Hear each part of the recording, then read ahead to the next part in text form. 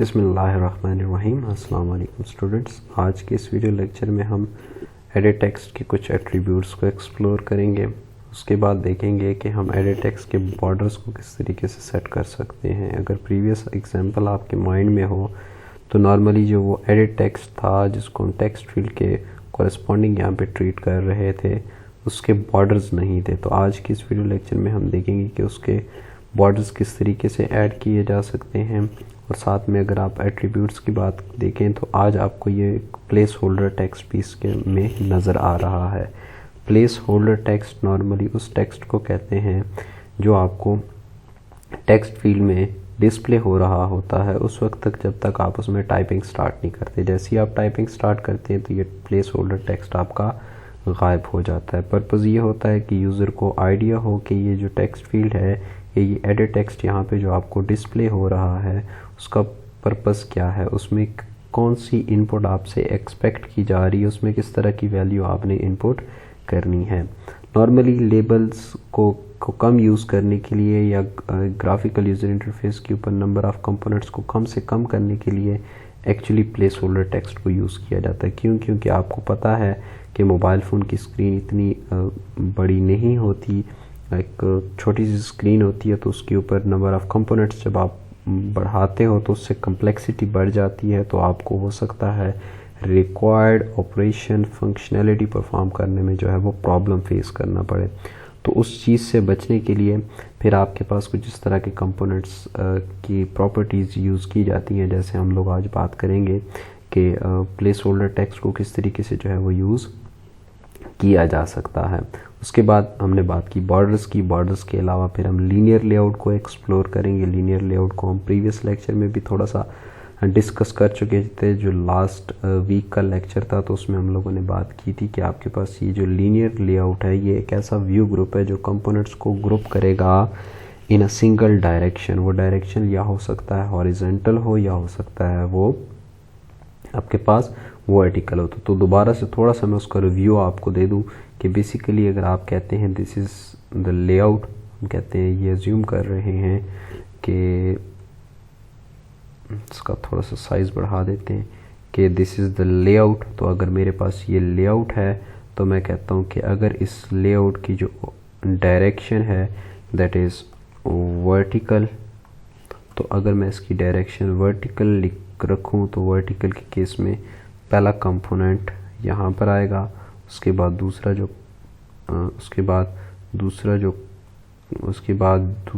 Component होगा वो यहाँ पर आ सकता है, उसके बाद तीसरा जो कंपोनेंट होगा वो यहाँ पर आ सकता है, उसके बाद फोर्थ जो कंपोनेंट होगा वो यहाँ पर आ सकता है, और उसके बाद फिफ्थ जो कंपोनेंट होगा वो यहाँ पर आ सकता है, एंड सो ऑन।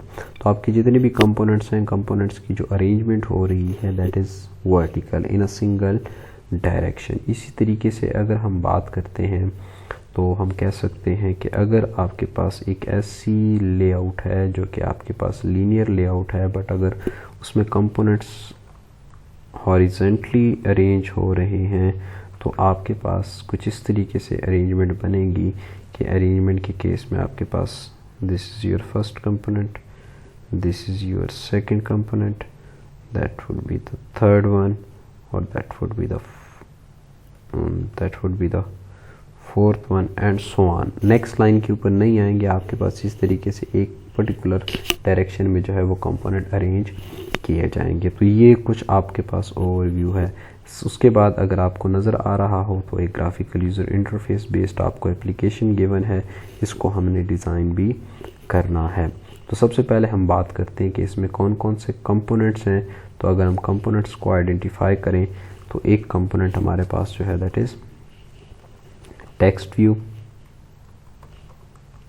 ठीक है। उसके बाद अगर दो कंपोनेंट्स की बात करते हैं तो दैट इज़ एडिट टेक्स्ट, और उसके बाद अगर हम दो कंपोनेंट्स की बात करें तो दैट इज़ बटन, ठीक कोई बात। बट अगर इस ग्राफिकल यूज़र इंटरफेस की बात करें तो आपको नज़र आ रहा होगा कि ये पावर फाइंड आउट कर रहा है। तो अगर हम बात करते हैं कि सपोज़ आपने बेस की वैल्यू जो है वो सपोज़ मैं यहाँ पे लिख रहा हूँ इनपुट कर दी 2, और आपने एक्सपोनेंट की वैल्यू जो सपोज है वो इनपुट कर दी दैट इज़ 3। तो 2 raised to power 3 कितना आता है? 2⁻³ एक्चुअली होता है 8। ठीक, कोई बात। तो आपके पास ये जो 8 आंसर आ रहा है ये कहाँ पे डिस्प्ले होगा? यहाँ पर हमें इस पर्टिकुलर GUI में कुछ भी नहीं डिस्प्ले हो रहा। क्यों? क्योंकि इसको एग्जीक्यूट करके बाद आपको आउटपुट नहीं डिस्प्ले की गई। बिफोर एग्जीक्यूशन आउटपुट आपके पास ये ग्राफिकल यूज़र इंटरफेस की नज़र आ रही है। तो डेफिनेटली इसको करने के लिए भी हमें क्या चाहिए होगा? एक और टेक्स्ट व्यू जो है वो रिक्वायर्ड होगा। ठीक है, तो हम कह सकते हैं 2 हमारे पास टेक्स्ट व्यू होंगे और 2 आपके पास एडिट टेक्स्ट होंगे और 2 ही बटन होंगे। तो अगर हम बात करें कि हमें आईडी किस किस की रिक्वायर्ड होगी, तो आईडी की केस में अगर हम बात करते हैं तो हमें आईडी इसकी चाहिए होगी, इसकी भी हमें आईडी चाहिए होगी, और यहाँ पे जो आपके पास होगा जिसकी हम बात कर रहे हैं कि that is for your output, तो उसकी भी हमें आईडी चाहिए होगी। तो ये जो मैंने टिक किए हैं, टिक करने का मतलब ये है कि इनकी हमें आईडी रिक्वायर्ड होगी। तो हम कह सकते हैं कि हमें एक इस एडिट टेक्स्ट की आईडी रिक्वायर्ड होगी और इन 2 की भी हमें आईडी जो है वो रिक्वायर्ड होगी। अब अगर हम बात करते हैं तो इन कंपोनेंट्स के केस में आपके पास ये कंपोनेंट्स जो है क्या लीनियर लेआउट के थ्रू अरेंज हो सकते हैं? तो answer is yes, linear layout के थ्रू इनको ईजीली जो है वो अरेंज किया जा सकता है। तो इसके लिए हम एक एप्लीकेशन डेवलप करते हैं। एप्लीकेशन मैं ऑलरेडी डेवलप कर चुका हूँ, तो उस एप्लीकेशन में हम इसको डिज़ाइन करने की बात करेंगे। तो मैं दोबारा से इसको प्रेजेंटेशन मोड में ले जाता हूँ ताकि आप लोगों को चीज़ें जो है वो बेहतर व्यू हों। उस पर्पस के लिए हम यहाँ पे मेन एक्टिविटी जावा का कोड ओपन हो गया है, तो हम यहाँ से activity_main.xml की फ़ाइल में जो है वो आ जाते हैं। अब अगर XML की फ़ाइल में है तो टेक्स्ट में सबसे पहले जो काम है वो हमने करना होता है, दैट इज़ लेआउट चेंज करना। हम लीनियर लेआउट यूज़ कर रहे हैं। यहाँ पे जो भी कंपोनेंट्स हैं उन कंपोनेंट्स को यहाँ से आपने ख़त्म कर देना है।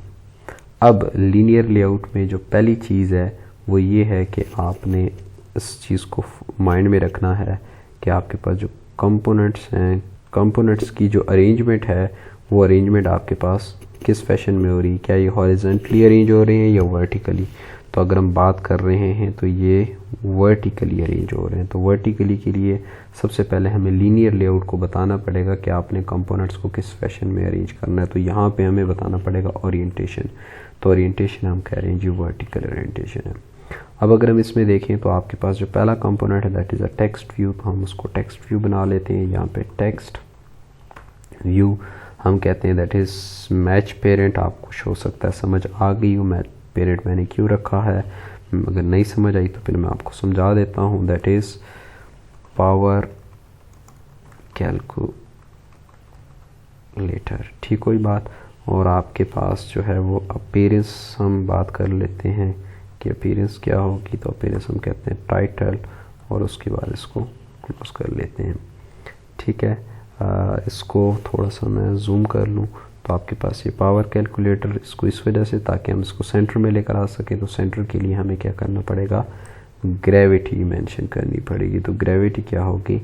सेंटर होगी। तो सेंटर से आपके पास ये कंपोनेंट सेंटर में टॉप से थोड़ा नीचे आ रहा है, तो हम यहाँ पे कर देते हैं जी टॉप मार्जिन।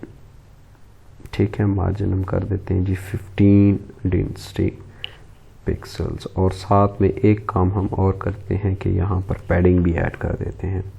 तो पैडिंग हम करते हैं 10 dpi। ठीक है, तो यहाँ पर आपके पास ये आ गया। उसके बाद नेक्स्ट जो है वो आपके पास क्या आना चाहिए? नेक्स्ट जो कंपोनेंट है that is our edit text. तो इस एडिट टेक्स्ट को हमें आईडी भी असाइन करनी पड़ेगी क्योंकि हमें इसकी कोड में ज़रूरत है। तो हम यहाँ पे लगा देते हैं the edit text that is match parent wrap content, और इसको आईडी भी असाइन करेंगे। आईडी आपके पास होगी ET बेस। और उसके बाद इसकी अगर हम बात करते हैं तो डिज़ाइन में आए तो डिज़ाइन में आपके पास ये कंपोनेंट आ चुका है। उसके बाद अगर हम बात करते हैं तो हमें एक और एडिट टेक्स्ट रिक्वायर्ड होगा। उसकी भी अगर हम मैच पेरेंट रैप कंटेंट, और इसकी जो आईडी होगी, आईडी हमें होगी जी ET एक्सपोनेंट। तो हम इसको क्लोज़ कर देते हैं। अगेन डिज़ाइन में देखिएगा तो डिज़ाइन में ये चीज़ें आपको नज़र आ रही हैं। उसके बाद हमें चाहिए बटन, तो हम कहते हैं जी button match parent wrap content text होगा फाइंड पावर, और इसकी हमें आईडी वगैरह की ज़रूरत नहीं है। क्यों? क्योंकि यहाँ पर हमारे पास कोई रिलेटिव लेआउट नहीं है, लीनियर लेआउट है, तो हमने विद इन द XML किसी को आइडेंटिफाई नहीं करना। उसके बाद बटन, तो बटन में आपके पास मैच पेरेंट रैप कंटेंट और टेक्स्ट होगा जी क्लियर। तो ये हमारे पास कुछ इस तरीके से ग्राफिकल यूज़र इंटरफेस जो कि हम लोगों ने वहाँ पर बनाना था।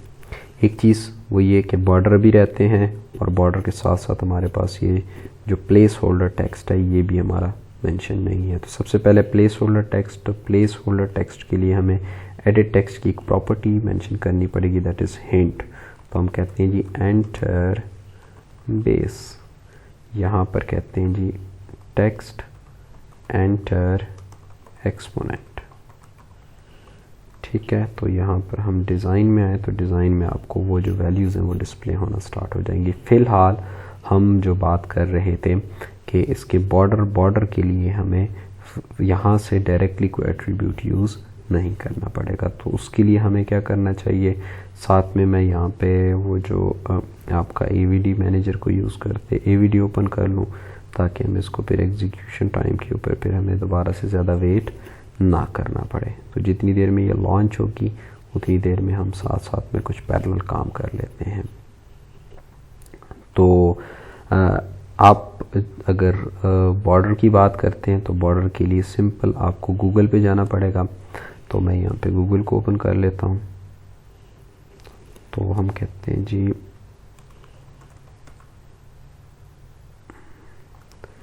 Edit text border Android. ठीक है, तो यहाँ पे आपको कुछ जो है वो कुछ लिंक्स आ जाएंगे। मैंने भी आपको नोट्स में एक लिंक प्रोवाइड किया, उसको आप यूज़ कर सकते हैं।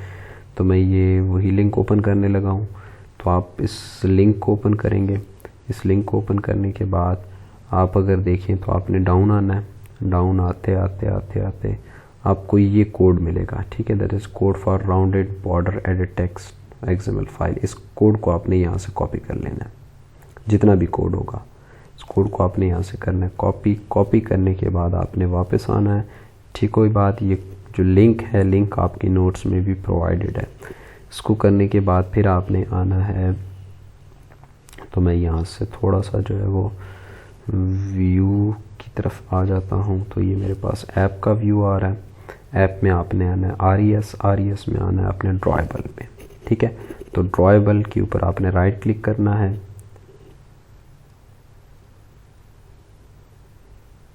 राइट क्लिक करने के बाद न्यू के बाद आपने ड्रॉएबल रिसोर्स फाइल के ऊपर क्लिक करना है। तो ड्रॉएबल रिसोर्स फाइल के ऊपर क्लिक करने के बाद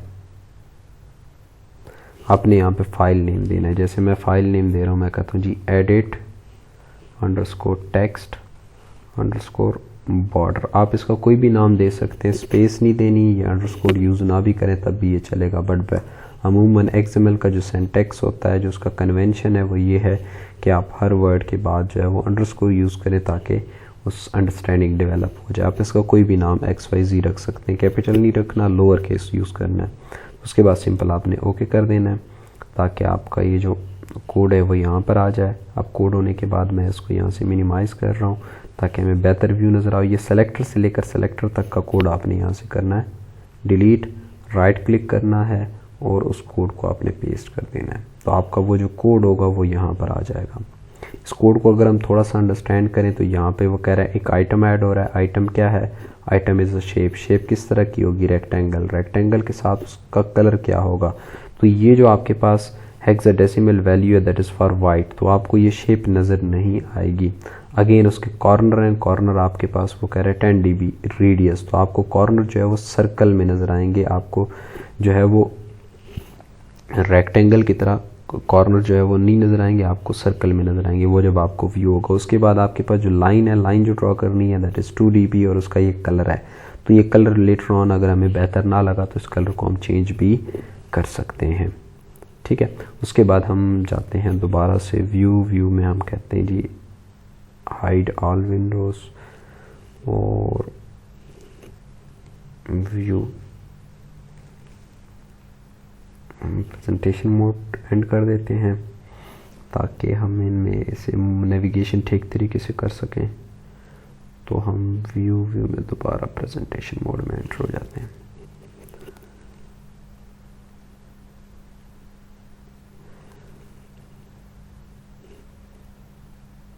तो हम यहाँ पर आ गए, यहाँ पर हमने आना है टेक्स्ट। तो टेक्स्ट में आने के बाद हमने यहाँ पे लिखना है बैकग्राउंड।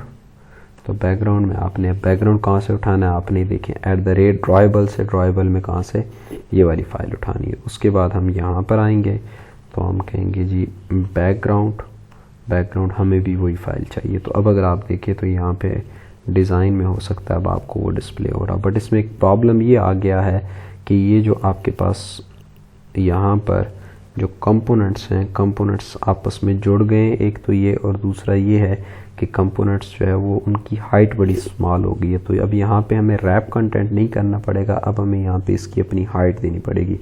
तो मैं कहता हूँ जी इसकी जो हाइट है दैट इज़ 40 dp। आप कुछ भी रख सकते हैं, लेटर ऑन हम देख लेंगे अगर ये बेहतर ना हुई तो इसको चेंज भी कर सकते हैं। इस तरीके से हम साथ में इसके ऐड कर देंगे पैडिंग। तो हम कहते हैं जी पैडिंग कितनी ऐड हो, हम कहते हैं जी 5 dp की पैडिंग हो। और यहाँ पर हम कहते हैं जी पैडिंग कितनी हो, तो हम कहते हैं जी 5 dp की पैडिंग हो। तो हम देख लेते हैं कि क्या ये ठीक हुआ। अब असल में पैडिंग जब होती है तो पैडिंग इनर साइड के ऊपर होती है, तो पैडिंग की बजाय यहाँ पर हमें मार्जिन यूज़ करना चाहिए। तो हम कहते हैं जी मार्जिन 5 dp और मार्जिन 5 dp। तो अगर हम मार्जिन यूज़ करेंगे तो मार्जिन में आपको ये कंपोनेंट्स जो है वो थोड़े से फास्ट लाइन में जो है वो डिस्प्ले होना स्टार्ट हो जाएगा।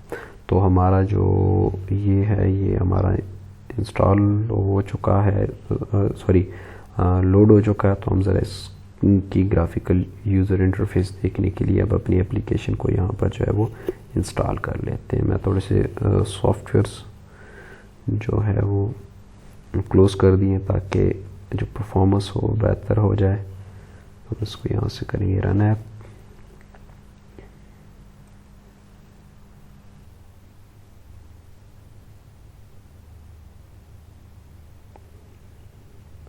तो ये हमारी एप्लीकेशन इंस्टॉल हो चुकी है। तो यहाँ पर अगर आप देखें तो आपके पास जो है वो ये टेक्स्ट हमने इनपुट कर दिया है। और यहाँ पर अगर आप देखें तो मैं डबल क्लिक करता हूँ। पहली बात ये कीबोर्ड हमारा ठीक नहीं आ रहा, दूसरी बात ये कि जो हम टाइप कर रहे हैं वो बड़ा बिल्कुल कॉर्नर के ऊपर आ रहा है, तो ज़रा इसको हम बेहतर करते हैं। और सेकेंडली हमारे पास ये जो पावर कैलकुलेटर है ये हमारे पास यहाँ पे थोड़ा डिफरेंस टॉप से ज़्यादा है, तो थोड़ा सा मार्जिन हम दे देते हैं इसको ताकि हम इस तरीके से इसको डेवलप कर सकें। तो उस पर्पज़ के लिए हमें दोबारा आना पड़ेगा यहाँ पर। तो एंटर एक्सपोनेंट जो है वो हमने टेक्स्ट नहीं लिखना, वो मिस्टेकनली टेक्स्ट लिखा गया, दैट इज़ हिंट।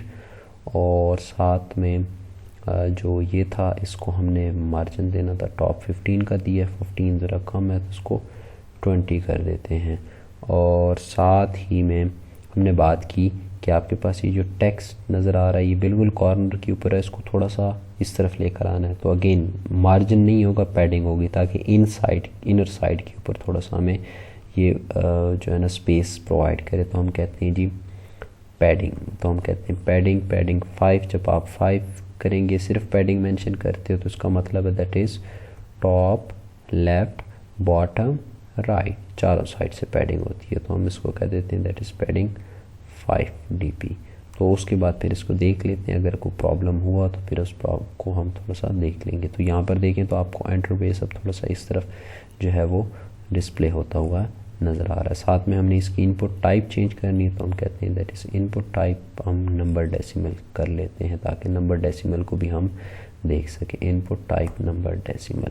तो अब ज़रा अगेन इसको हम रन करते हैं ताकि हम इसकी आउटपुट देख सकें। तो हमारी एप्लीकेशन इंस्टॉल हो चुकी है अब हम अगर देखें तो मैं डबल टैप करता हूँ ताकि यहाँ पर हमारे पास तो ठीक है, और यहाँ पे हम कहते हैं जी 8.9 ठीक होगी बात। तो पॉइंट भी अब आपका आ सकता है, कॉमा अभी भी नहीं आ रहा, क्योंकि हमने सिर्फ नंबर डेसिमल किया है। तो हम कहते हैं जी दैट इज़ 8, या इसको मैं ज़रा स्मॉल डिजिट कर देता हूँ। फ़िलहाल अभी तक अगर हम बटन के ऊपर क्लिक करेंगे तो टास्क परफॉर्म होता हुआ आपको नज़र नहीं आएगा। तो हम ग्राफिकल यूज़र इंटरफेस में देख लेते हैं कि बटन के बाद अभी क्लियर के बटन के बाद हम लोगों ने एक टेक्स्ट व्यू लगाना है, दैट इज़ फॉर रिज़ल्ट। तो हम लिख सकते हैं टेक्स्ट व्यू, इसको मैच पेरेंट कर लें, रैप कंटेंट कर लें, वेट से कोई फ़र्क नहीं पड़ता, हाइट, और साथ में हम इसको आईडी देना लाजमी होगी, क्योंकि हमने इसमें रिज़ल्ट को जो है वो डिस्प्ले करना होगा। तो यहाँ तक हमारी जो ग्राफिकल यूज़र इंटरफेस है वो तो कंप्लीट हो गई है। हम देखेंगे बाद में कि इसका कलर किस तरीके से चेंज कर सकते हैं, क्योंकि ये कलर ज़रा डिफरेंट है GUI के पॉइंट ऑफ व्यू से बाकियों के कलर के तरीके साथ ही हम इसको मैच करने की ट्राई करेंगे। तो हम चले जाते हैं अब इसके जावा कोड में। जावा में आपको आइडिया है, सबसे पहला काम आपने क्या करना होता है, यहाँ पे कंपोनेंट्स बनाने होते हैं। जो कंपोनेंट्स की वैल्यूज़ आपको चाहिए, तो हमें एडिट टेक्स्ट बनाना पड़ेगा। एक एडिट टेक्स्ट होगा फॉर बेस और दूसरा एडिट टेक्स्ट होगा फॉर एक्सपोनेंट। ठीक है, इस तरीके से हमारे पास एक टेक्स्ट व्यू होगा। तो हम text view that is text view क्या रिज़ल्ट, ठीक कोई बात हमने पहले भी बात की थी, नेम सेम रखें डिफरेंट रखें उससे कोई फ़र्क नहीं पड़ता, वो इंपोर्ट ऑटोमेटिकली हो गया है। ये इंपोर्ट करना पड़ेगा तो आल्ट एंटर से इंपोर्ट हो जाएगा। आपकी डिक्लेरेशन हो गई। सेकंड जो आपका टास्क होता है दैट इज़ इनिशियलाइजेशन। तो हम यहाँ पे इनिशियलाइजेशन करते हैं, हम कहते हैं जी edit text base equal to, यहाँ पर ब्रैकेट के अंदर एडिट टेक्स्ट तब लिखना है अगर एरर आए, अदरवाइज नहीं भी लिखते तब भी कोई इशू नहीं। हम इसका मेथड यूज़ करते हैं that is called find view by ID. उसमें हम आईडी देते हैं r.id डॉट, हमारे पास उसका क्या नाम था, दैट वाज et बेस। तो हमारे पास उसका नाम बेस था। इस तरीके से edit text exponent equal to, आप डायरेक्टली भी लिख सकते हैं अगर अलाउ करे तो find view by ID r.id dot et exponent, ठीक कोई बात। उसके बाद हमें थर्ड कंपोनेंट भी करना पड़ेगा that is text view result equal to find view by ID r.id dot tv result. तो हमें यहाँ पे थर्ड कंपोनेंट भी जो है वो मेंशन करना पड़ेगा। जब आपके कंपोनेंट मेंशन हो गए उसके बाद हम मेथड बनाएंगे that will be public void find, ये इसको कैलकुलेट कर देते हैं ताकि आप लोगों के जहन से ये बात निकल जाए कि जिस नाम का बटन हो उसी नाम का मेथड बनाना पड़ता है। सिर्फ आपको ये बात याद रखनी है कि अगर आपने उस मेथड को एज एन इवेंट यूज़ करना है that method must be public, उसकी रिटर्न टाइप वॉइड होनी चाहिए, नाम जो मर्ज़ी हो, व्यू क्लास का ऑब्जेक्ट आएगा तो व्यू को हम इंपोर्ट कर लेते हैं।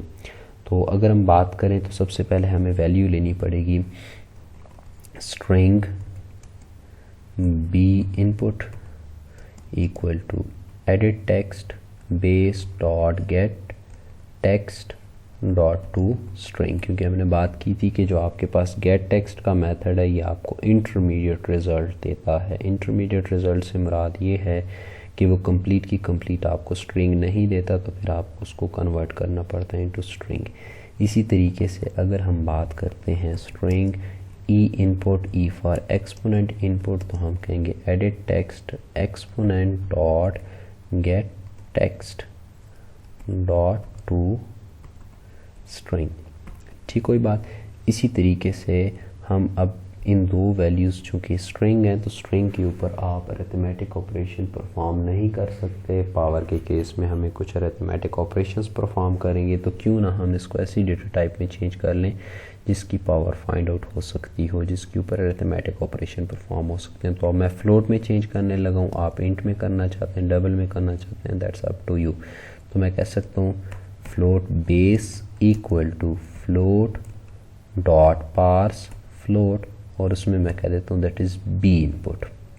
उसके बाद मैं कह सकता हूँ float exponent equal to float dot parse float, और इसमें मैं कह देता हूँ ई इनपुट।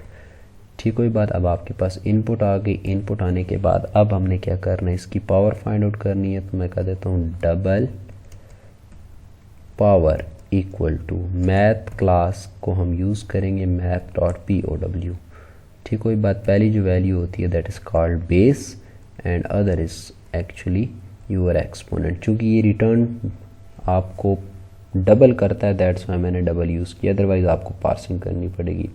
अब आपके पास डबल पावर कैलकुलेट होगी, पावर को डिस्प्ले कराना है, तो हम कह सकते हैं text view result dot set text. Set text में हम कहेंगे बेस प्लस, यहाँ पे हम पावर का साइन डाल देते हैं, प्लस एक्सपोनेंट प्लस इज,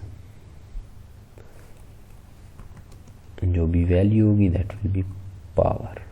ठीक होगी बात। और इसी तरीके से हम एक और मेथड बना लेते हैं that is called public void clear. उसमें भी व्यू क्लास का ऑब्जेक्ट आना लाजमी है। तो क्लियर हमने क्या करना है, हमने कहना है edit text exponent dot set text null और edit text base dot set text null और text view result dot set text, और यहाँ पर भी आपकी वैल्यू जो आएगी वो नल आएगी। अब हमारा ये कोड तो कंप्लीट हो गया, बट हमने XML में जब तक ये मेथड ऑन क्लिक के ऊपर कॉल नहीं करेंगे, बताएंगे नहीं, तब तक इनकी एग्जीक्यूशन नहीं होगी। तो हम यहाँ पर आते हैं, यहाँ पर हम बटन को बताएंगे कि भाई आप पे क्लिक हो तो कौन सा मेथड कॉल करना है। आप पे कंट्रोल स्पेस प्रेस कर लीजिएगा तो आपको मेंशन हो जाएंगे, अदरवाइज़ आपने सिर्फ यहाँ पे मेथड का नेम लिखना है। तो कैलकुलेट पावर, कैलकुलेट का C स्मॉल है, पावर का P कैपिटल है, तो उसी चीज़ को माइंड में रख के आप लोगों ने लिखना है, सिंटैक्स एरर नहीं करना। इसी तरीके से इस पे ऑन क्लिक हो तो हमारे पास जो मेथड है that is for clear method. ठीक हो गई बात। तो हमारे पास यहाँ तक का कोड तो कंप्लीट हो गया। अब हम ज़रा इसको एग्जीक्यूट करके देख लेते हैं कि क्या इसकी आउटपुट आती है, और उसके बाद फिर हम एक और चीज़ भी देखेंगे जो कि प्रीवियस लेक्चर में हमने बात की थी। उस प्रॉब्लम को मैं आपको आइडेंटिफाई भी करवाऊंगा और उसके बाद उसको फिर सॉल्व करेंगे। तो हमारी एप्लीकेशन जो है वो इंस्टॉल हो गई है। हम अपनी एप्लीकेशन में कुछ वैल्यूज़ देते हैं, जैसे मैं कहता हूँ 2⁻³ और फाइंड पावर करते हैं, तो पावर से हमें आउटपुट मिलेगी दैट इज़ 8। इस तरीके से क्लियर के बटन पे करें, क्लियर हो जाएगा। फाइंड पावर के बटन पे क्लिक करें तो हमारे पास एक्सेप्शन आ जाएगी। तो हम लोगों ने प्रीवियस लेक्चर में बात की थी कि हम एक्सेप्शन को हैंडल करेंगे। तो एक्सेप्शन को कैसे हैंडल करेंगे, एक्सेप्शन चूँकि हमारे पास एक ही बटन के ऊपर आ सकती है, क्योंकि उसमें एक कन्वर्जन हो रही है। तो अगर आपने कोई टेक्स्ट इनपुट नहीं दिया हुआ तो कन्वर्जन में प्रॉब्लम आएगी। तो हम यहाँ पे लिख सकते हैं सिंपल ट्राई, और आपका ये सारा का सारा कोड हम लिख सकते हैं ट्राई में। तो इस तरीके से एक्सेप्शन जिस तरीके से हमारे पास नॉर्मल जावा में हम हैंडल करते थे, तो यहाँ पे फ़िलहाल हम उसके लिए कोई और कंपोनेंट नहीं यूज़ करेंगे। हम यहाँ पर इसी में जो है वो डिस्प्ले कर सकते हैं। तो डिस्प्ले क्या करेंगे, हम कह सकते हैं दैट इज़ ex.toString। ठीक हुई बात। तो हम यहाँ पर इस तरीके से ट्राई कैच को भी यूज़ कर सकते हैं। साथ में हमने बात की थी कि हम इसका कलर भी चेंज करेंगे। तो मैं चाह रहा हूँ कि इसका जो कलर है वो ब्लू ना हो बल्कि आपके पास ग्रे हो, क्योंकि आपके पास बटन्स भी ग्रे कलर के हैं। तो उस पर्पज़ के लिए मुझे ग्रे कलर का कोड फाइंड आउट करना पड़ेगा। तो मैं गूगल कर लेता हूँ उसको, that is grey colour code. तो ग्रे कलर का कोड मिल जाएगा मुझे यहाँ से। कोई भी जो आपको बेहतर लगता है वो आप यूज़ कर सकते हैं। मैं सिल्वर ग्रे को कॉपी कर लेता हूँ यहाँ से। हेक्सा का कोड आपने लेना है यहाँ से। अब हमें जाना पड़ेगा व्यू में ताकि हम उसको प्रेजेंटेशन मोड को एंड कर सकें। तो यहाँ पर हमारे पास कोड में एरर है। एरर आने की रीज़न ये है कि मैंने यहाँ पे सेमीकोलन नहीं पुट किया, तो साइड के ऊपर आपको देखें तो एरर आ रहा था यहाँ पर। ये इस चीज़ से आपको आइडेंटिफाई हो जाना चाहिए एरर है कौन सी लाइन पर है, तो ये आपको ये देखें क्लिक करके उसी लाइन पर ले आएगा। जिस तरीके से नॉर्मल इक्लिप्स में आप काम करते हैं, इस तरीके से यहाँ से हमें इस प्रेजेंटेशन मोड को करना पड़ेगा एग्ज़िट, ताकि हम जो है वो डायरेक्टली मूवमेंट इजीली कर सकें, प्रेजेंटेशन मोड में वापस आए। तो यहाँ पर मैं कहता हूँ कि जी कलर जो है स्ट्रोक का कलर, स्ट्रोक से मुराद ये है, तो स्ट्रोक का मतलब होता है आपके पास लाइन के साथ ही आपको कलर नज़र आ रहा है, तो कलर को चेंज कर देते हैं हम, तो हमारा कलर जो है वो चेंज हो जाएगा। तो अब हम इसको ज़रा एग्जीक्यूट करके फिर दोबारा से इसकी आउटपुट जो है वो देख लेते हैं।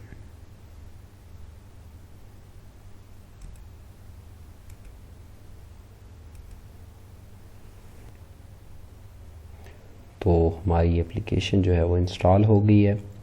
अब आप ज़रा इसका लेआउट देख लें तो आपके पास इसका कलर भी चेंज हो गया है। हम वैल्यूज़ देते हैं, हम कहते हैं 3 raised to power 2, तो फाइंड पावर करते हैं तो हमारे पास पावर का रिज़ल्ट आ गया। क्लियर करते हैं, फाइंड पावर पे दोबारा क्लिक करते हैं तो हमारी एप्लीकेशन जो है वो क्रैश नहीं हुई, बट आपको यहाँ पर जो है वो एक मैसेज डिस्प्ले होना स्टार्ट हो गया है।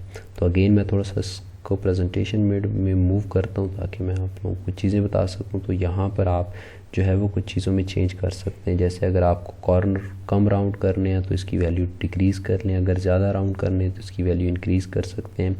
जो लाइन की विड्थ है वो इंक्रीज़ करनी है तो इसको इंक्रीज़ कर लें, अगर डिक्रीज़ करना चाहते हैं तो फिर डिक्रीज़ कर सकते हैं। तो ये कुछ हमारा आज का एजेंडा था। तो उम्मीद करते हैं ये कुछ बातें आपको अंडरस्टैंड हो गई होंगी और एक सिंपल एप्लीकेशन जो है वो डेवलप करना भी आ गई होगी, और उसमें कुछ एक्सेप्शन हैंडलिंग को भी परफॉर्म करना आपको आ गया होगा।